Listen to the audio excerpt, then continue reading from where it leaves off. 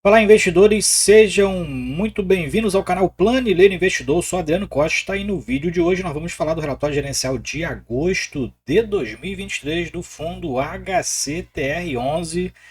Relatório aí de agosto, mas que acabou de sair aí nesse final de mês, tá? Então a gente também vai fazer aqui uma leitura da situação financeira do fundo, né? Vamos fazer aquela pequena análise financeira também do seu informe mensal. Então fique conosco aí, tá? E se você gosta desse tipo de assunto, se inscreva aí no canal, ative as notificações e deixa o seu like. É tudo de graça, mas você ajuda muito a gente aqui no canal. E também vou deixar esse relatório gerencial na descrição do vídeo, assim como o link do nosso grupo do Telegram. E se você quer ser membro do canal, tem algumas vantagens aí e ajudar também a gente aqui com um pequeno valor, a área de membros já está aberta, visite lá.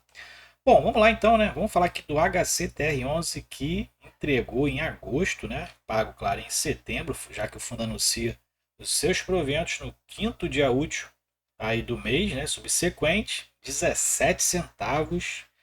Quem imaginava, né? HCTR distribuindo esse valor aí, 17 centavos. A gente vai ver aqui dentro do relatório gerencial se o resultado foi isso mesmo, né? Se caiu tanto assim os juros dos CRIs, tá? Bom, para quem não conhece, né, é um fundo aí com quase 2,5 bilhões. Na verdade, tem mais, né, de 2,5 bilhões. Não, esse aqui é o atualizado, né? É uma confusão que eles fazem aqui, mas isso aqui, ó, 2,5 bilhões de reais, né? Quase isso, né?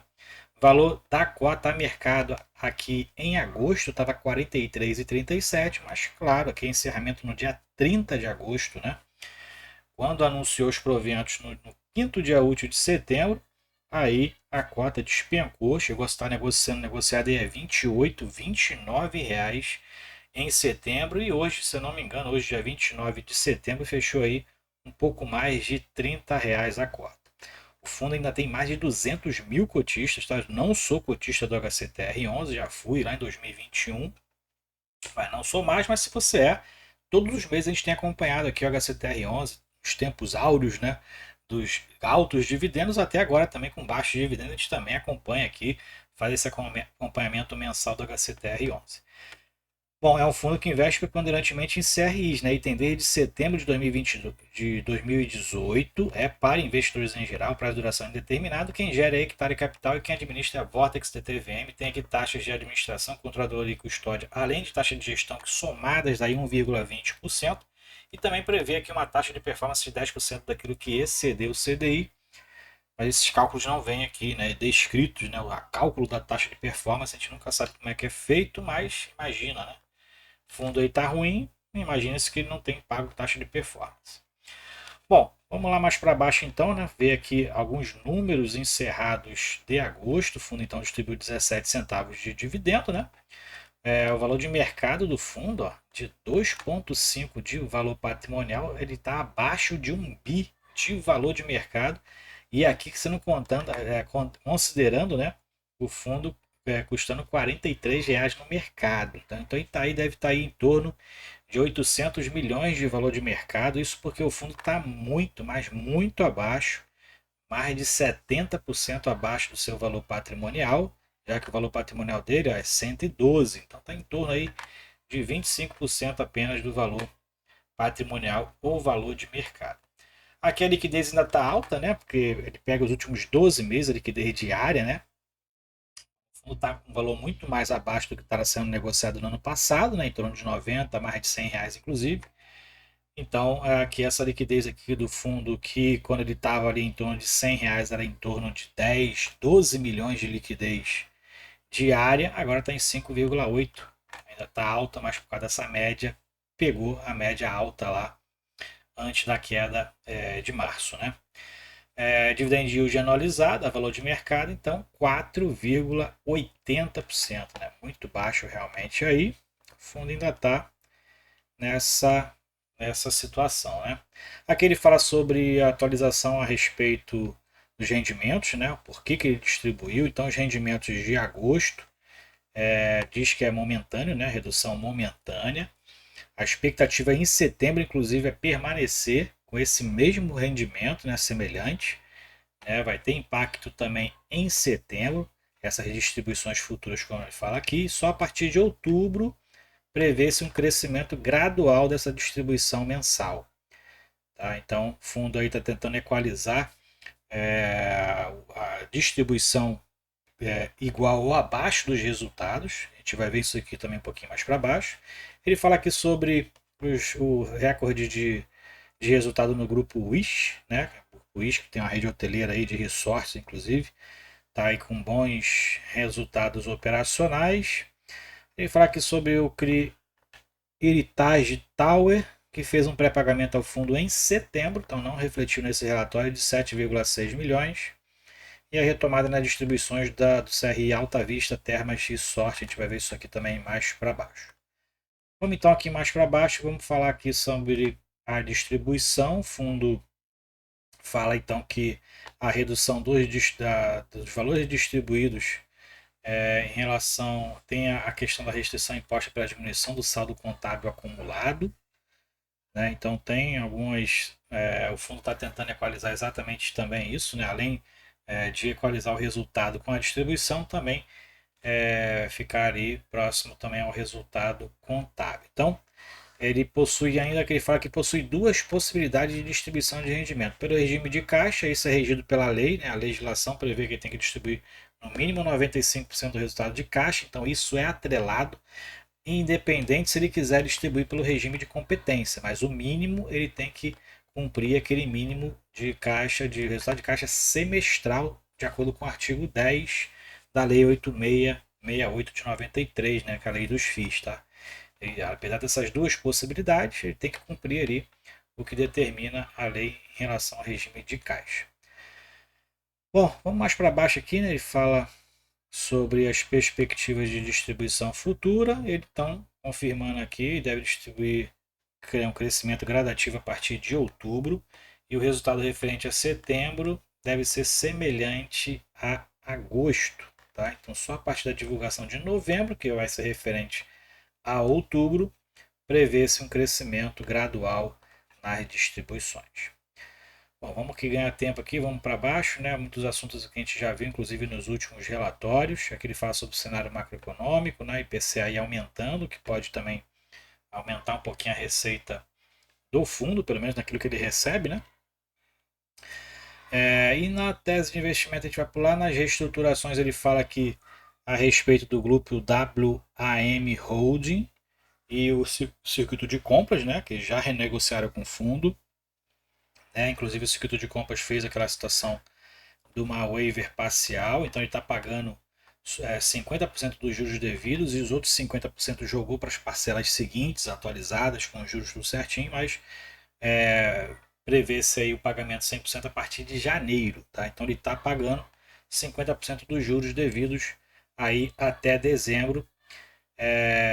Então, esses daí. Né? Então, aqui mais para baixo a gente vê em relação também aos outros que ele está inadimplente, mais para baixo aqui, ó, Gramado Parques, não tem nada resolvido ainda pelo Gramado Parques, né? Ainda está em discutir planos de renegociação dessas dívidas, então nada andou no Gramado Parques, inclusive é uma das reclamações do relatório do DEVA 11, que vai sair nos próximos dias aí, relativo a agosto, tá? Vai sair aí nos próximos relatórios, que ele fala inclusive da dificuldade de comunicação com a securitizadora, né? Então, está complicada a situação ainda. Em relação ao Alta Vista Termas de Sorte, ele fala que entrou com um acordo e vai ter a retomada gradual dos pagamentos a partir de setembro, a gente vai acompanhar. E também o Melchioreto, ele fala aqui mais para baixo, que teve a liberação provavelmente de 2 empreendimentos, né? Então vai ter alguma espécie de compensação em relação às garantias. A gente também vai acompanhar aí em relação a execução de algumas garantias e retomada do pagamento e a prolongação do financiamento. Então, a gente vai ver aí essas situações aí para os próximos relatórios. Aqui ele fala sobre o grupo Wish, né? Então tá aí os bons resultados do grupo Wish, né? Esse resort aqui que eu já falei, eu conheço, primeira vez que fui em Natal, fiquei nesse resort aqui maravilhoso com a família. Realmente são empreendimentos aí muito interessantes. Aqui falando da DRE, né, que é o que interessa para a gente.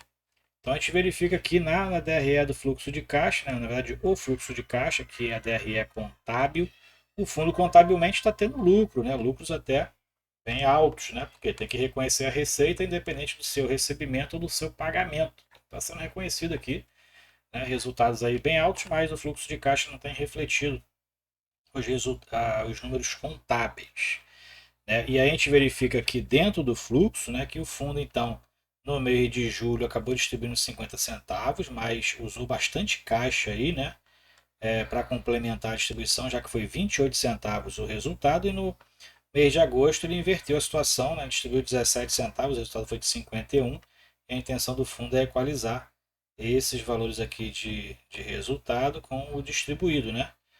É importante que o fundo também manter ali um caixa ainda saudável no fundo. O fundo fala que ele está com caixa saudável, que não tem impacto financeiro, então a gente vai ver lá o informe mensal do fundo. Está aqui o informe mensal, quantidade de cotistas, né? Tem aqui os ativos do fundo, né? O fundo não tem passivos praticamente nulo, né? Valor patrimonial 112,37. E realmente nas disponibilidades aqui o fundo não tá lá essas coisas não, tá? Tem em torno ali de 9 milhões e meio de reais. Isso aí dependendo da distribuição média sustenta aí um mês e meio apenas, né? Não tá tão aí saudável financeiramente, tanto é que nos resultados a gente viu que ele vendeu alguns CRIs, eu vou mostrar para vocês ali. E o passivo do fundo tem valores a receber aqui de 22 milhões e meio ainda de reais, então um valor bem considerável que o fundo tem a receber, e os passivos pouco mais de 1 milhão de reais.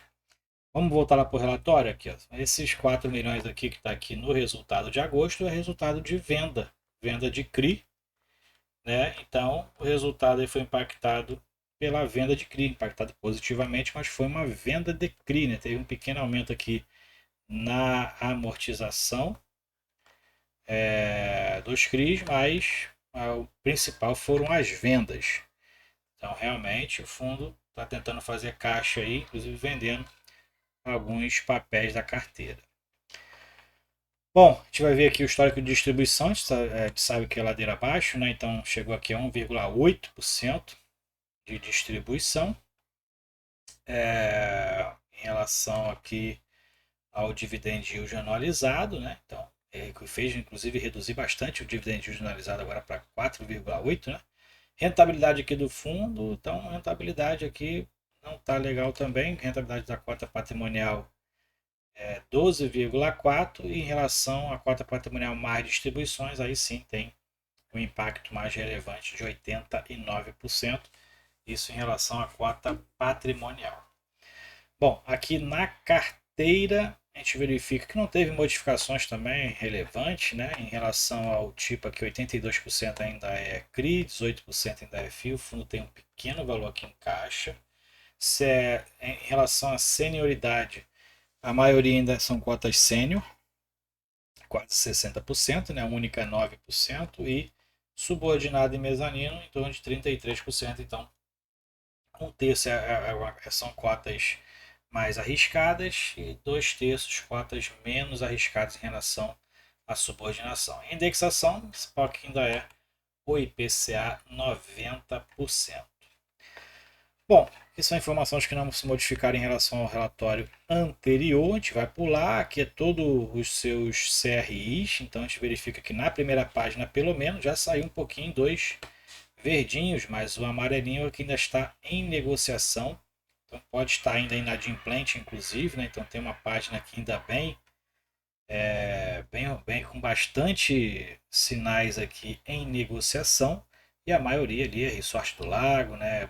Gramado Parques, do grupo Gramado Parques, onde o fundo tinha uma posição bem elevada. A segunda página está até melhorzinha, né? Adimplente com waiver, apesar do waiver, né? Mas a maioria é adimplente realmente, sem nenhum tipo de problema. Em relação aos corporativos também, ainda estão do Gramado Parques aqui em negociação, ou seja, está parado, ainda inadimplente, né? E essa é a carteira do fundo, dos fundos imobiliários da carteira do fundo, né? E em relação ao mercado secundário, como eu falei, né, o fundo ainda está com uma média até interessante, 3,2 milhões, considerando que ele está aí a R$ 30 no mercado. Né? Se ele tivesse sendo negociado a mesma quantidade de cotas ao preço patrimonial, esse valor aqui seria em torno de 12 milhões de reais, que era realmente a média mensal aí do HCTR em tempos normais, né, sem inadimplência. Aqui então é a descrição de cada ativo. Então, se você quer conhecer quais são as garantias, por exemplo, daqueles que estão inadimplente ou em negociação, veja aqui qual é o papel e verifique quais são as garantias que o fundo tem. Não quer dizer que ele vai conseguir exercer num curto prazo, né? O Brasil é terrível em relação a isso. O fundo está aí ainda aí tentando renegociar com Gramados Parques e não consegue nem executar as garantias, né? É complicado ainda. O Brasil ainda tem que amadurecer em relação. Não sei se nos outros países também é melhor, tá? Mas no Brasil, por enquanto, está complicada essa situação. Aqui são outras informações aí em relação às terminologias, né, explicando algumas questões aqui que envolvem esses fundos de papel. Depois tu baixa o relatório que eu vou deixar na descrição do vídeo, dá uma lida aí com carinho aqui para você aprender também um pouquinho mais a respeito das nomenclaturas, o que significa cada termo aí utilizado nesse segmento, ok? É isso aí então, se você gostou do vídeo, deixe o seu like, se inscreva no canal e compartilhe com a gente se você é cotista do fundo, o que você está fazendo? Você está deixando ele parado, você está comprando, baixando seu preço médio, está acreditando que ele vai sobreviver e despontar novamente? Você está vendendo com prejuízo? O que você está fazendo com o fundo? Compartilhe com a gente, tá bom? Se você for cotista do fundo. E é isso aí, se você gostou, deixe o seu like. Até o próximo vídeo. Tchau, tchau.